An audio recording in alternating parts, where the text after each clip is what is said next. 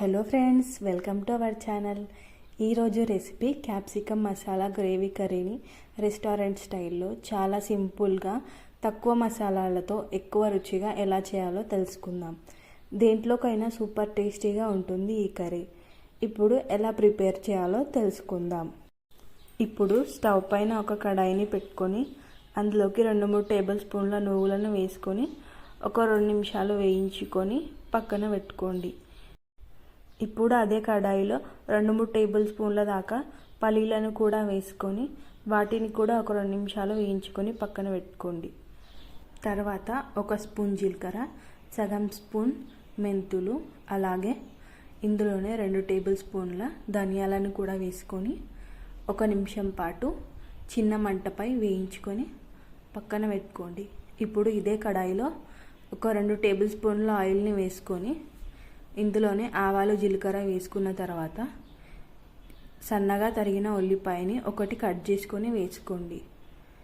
ఇప్పుడు ఇందులోనే కొంచెం పసుపు వేసుకొని ఇందులో కలిపేసుకున్న తర్వాత ఒక 2 నిమిషాలు ఫ్రై అయిన తర్వాత సన్నగా కట్ చేసుకున్న ఒక 1/2 కేజీ క్యాప్సికమ్ని శుభ్రంగా కడిగేసుకొని వేసుకోండి.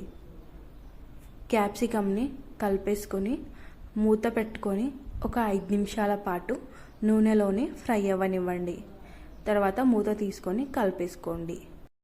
ఈలోగా ఒక మిక్సీ జార్ని తీసుకొని ఇందాక మనం వేయించుకున్నటువంటి జీలకర్ర, మెంతులు, ధనియాలు, అలాగే పల్లీలు, కొంచెం చింతపండు, కొబ్బరి పొడి, నూగులు, ఇందులోకి సరిపడే కారం పొడి 2-3 టేబుల్ స్పూన్లు, తగినంత ఉప్పు, అలాగే కొంచెం మసాలా వేసుకొని 4-5 వెల్లుల్లి రెప్పలు, 1 ఇంచు అల్లం వేసుకొని ఫస్ట్ వీటన్నిటిని మిక్సీ పట్టుకున్న తర్వాత ఇందులోనే కొంచెం వాటర్ని వేసుకొని మెత్తగా మిక్సీ పట్టుకున్న తర్వాత ఫ్రై అయిన క్యాప్సికంలో వేసుకోండి.